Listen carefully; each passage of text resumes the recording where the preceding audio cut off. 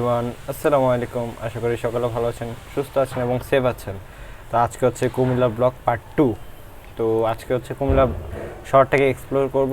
তো আজকে হচ্ছে শুক্রবার, আমি এখন যাব নামাজে। নামাজ থেকে আসবো, এসে খাওয়া দাওয়া করবো, দেন বিকালে বেরোবো। বিকালে বের হয়ে আশেপাশে আমি যতটুকু পারি অতটুকু আমি এক্সপ্লোর করার চেষ্টা করব। তো আশা করি এই ব্লগটা আপনাদের ভালো লাগবে। যদি এখন আমার চ্যানেলটিকে সাবস্ক্রাইব না করে থাকেন করে দেন, আর যারা করেছেন তাদেরকে অসংখ্য ধন্যবাদ।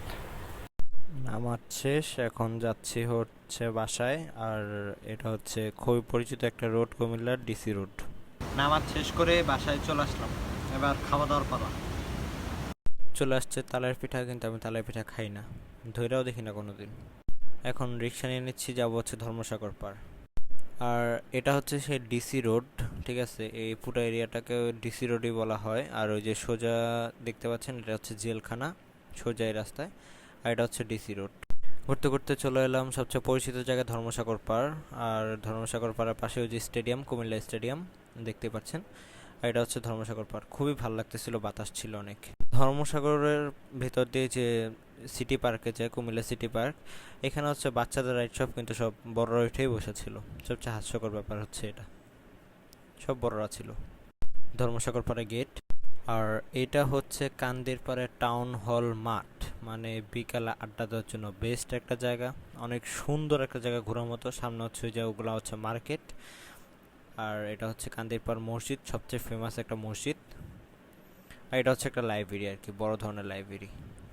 মানে বিকালে আড্ডা দেওয়ার জন্য বেস্ট একটা জায়গা। এটা হচ্ছে কুমিল্লা জেলা স্কুল। আর এটার কাহিনী হচ্ছে, আমার আব্বু যখন ছোট ছিল তখন এই স্কুলের মাঠে ফুটবল খেলছিল। আর আমার আব্বু কিন্তু আগে ফুটবলার ছিল, আগে বলে রাখি। আর এটা হচ্ছে কুমিল্লা ঈদগাহ মাঠ। আর এখানে বিকাল হলে সবাই খেলে, আর অনেকে হাঁটতেও আসে। ঘোরাঘুরি শেষ, এবার টাইম হচ্ছে ঢাকা যাওয়ার। রয়্যাল কোচের টিকিট কেটে উঠে পড়লাম রয়্যাল কোচে। আর তাদের সার্ভিস মোটামুটি ভালো, অতটাও বেশি একটা ভালো না। বাসগুলোও মোটামুটি চলে, কিন্তু মানে হাইফাই মোটামুটি, অতটাও আবার হাইফাই না, চলার মতো আর কি। তো বাস তার গতিতে ছুটেই চলেছে, ছুটেই চলেছে। আমার সিট নাম্বার ছিল A1, একবারে সামনের সিট। আমি একদম সামনে বসা, একদম ওয়াইড অ্যাঙ্গেল ভিউতে কি সুন্দর দৃশ্য দেখতেছি। মানে কুমিল্লা থেকে ঢাকা যাওয়ার পথে বা ঢাকা থেকে কুমিল্লা যাওয়ার পথে অনেক সুন্দর সুন্দর দৃশ্য। এই যে বলতে না বলতেই চলে এসেছে। পাশে একটা নদী, মাঝখানে রাস্তা, আবার ওই পাশে হচ্ছে কুমিল্লা যাওয়ার রাস্তা, আবার মাঝখানে নদী, আবার এ পাশে হচ্ছে ঢাকা ব্যাক করার রাস্তা। মানে এত সুন্দর দৃশ্য বলে বোঝানো যাবে না, খুবই সুন্দর। আর ওই দেখেন সামনে লেখা আছে বাস লাভার। অনেকেই রাস্তার ভিতরে দাঁড়ায় থাকে বাস লাভাররা, যারা ওই হাত দিয়ে ইশারা করলে বাস, মানে ড্রাইভার যারা আছে তারা ডিপার দেয়। তো তাদের জন্যই ড্রাইভার সাহেব লাগিয়ে রেখেছে বাস লাভার। ওয়েট ওয়েট, দেখে কি মনে হচ্ছে ভোর? অনেক ভোর, সামনে কুয়াশা। জীবনও না ভাই, এটা বাংলাদেশ, ধুলা ছাড়া সামনে কিছু হইতে পারে না। মানে ধুলায় পুরো জায়গাটা অন্ধকার হয়ে গেছে, বুঝতে পারতেছেন কি পরিমাণ ধুলা। যাই হোক, চলতে চলতে চলে এলাম ওই যে সামনে টোল প্লাজা। এটা আবার কোন ব্রিজের টোল প্লাজা আমি, আল্লাহ, আমি নাম জিজ্ঞাসা করতে ভুলে গেছিলাম লাস্টবারের মতোই। আমি শিওর বলতে পারতেছি না এটা কোন ব্রিজ হবে। মেঘনা মেঘনা ব্রিজ হইতে পারে, হ্যাঁ মেঘনা হইতে পারে। টোল দেওয়া কিন্তু শেষ। তারপরে কি করে টোল দেওয়ার পরে? টোল দেওয়ার পরে কিন্তু ব্রিজেই উঠে যায়। তো আমরাও সেভাবে ব্রিজে উঠে গেলাম। উঠে দেখলাম কত সুন্দর একটা দৃশ্য। মানে সামনে সূর্য, সোজা বাসটা যাচ্ছে একদম মাঝ, প্রায় বলতে গেলে ফাঁকা রাস্তা।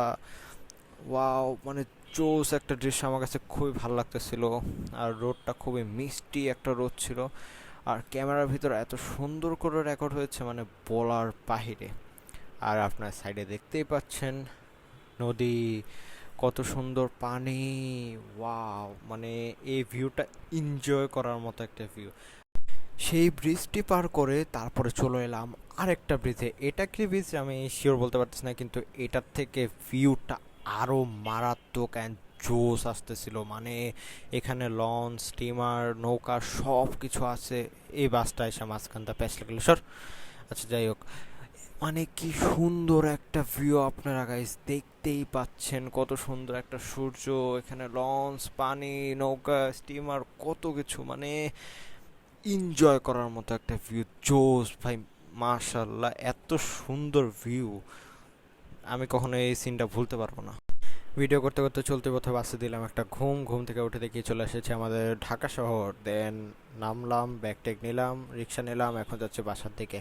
আর আমার এত পরিমাণ টায়ার্ড লাগতেছে, মানে বাস জার্নিটা আমার খুবই টায়ার্ড লাগে, কারণ বাস তো আর জায়গায় জায়গায় থামানো যায় না। আপনি যদি নিজস্ব প্রাইভেট কার নিয়ে যান বা নিজস্ব প্রাইভেট কার থাকে, সেটা আপনি জায়গায় জায়গায় থামাতে পারবেন। আর বাস তো একাধারে বসে থাকতে হয়, এই জন্য খুবই টায়ার্ড লাগতেছে। এখন ছুটে যাবো বাসায়, বাসায় গিয়ে দেবো একটা ঘুম। তো কালকে রাতে বাসায় আসার পর আমি এতটা পরিমাণ টায়ার্ড হয়ে গেছিলাম যে পরে আর ব্লগটা আমি কন্টিনিউ করতে পারিনি। দ্যাটস ওয়াই আজকে সেকেন্ড ডে হচ্ছে আমি ঢাকায় চলে আসছি। তো আজকে হচ্ছে আমি শেষের যে পার্টটুকু সেটা আমি রেকর্ড করতেছি, আমার এখনও টায়ার্ড লাগতেছে। তো আশা করি ব্লগটি আপনাদের ভালো লাগবে, এবং যদি ভালো লাগে প্লিজ একটা লাইক করে দেবেন আর কমেন্ট করে জানাবেন আমার এই ব্লগে কোথায় কোথায় ভুল হয়েছে। আর আমি যেহেতু এখন ঠিকভাবে ব্লগ করতে পারছি না, ভয়েস ওভার দিয়ে ব্লগ করছি, হয়তো আপনাদের কাছে অতটাও ভালো লাগবে না, বা আমিও সেভাবে সুন্দর করে ব্লগটা তৈরি করতে পারতেছি না। ইনশাল্লাহ আস্তে আস্তে ইমপ্রুভ হবে। তা আপনারা ততদিন আমাদের সাথে থাকবেন এবং আমার চ্যানেলটিকে সাবস্ক্রাইব করে রাখবেন। আর যদি কোনো ভুল হয় তো কমেন্টের মাধ্যমে আমাকে জানাবেন, কারণ আমি নিজের ভুল নিজে কখনো ধরতে পারবো না, আপনারা যতক্ষণ না আমার ভুলটা ধরায় দিবেন।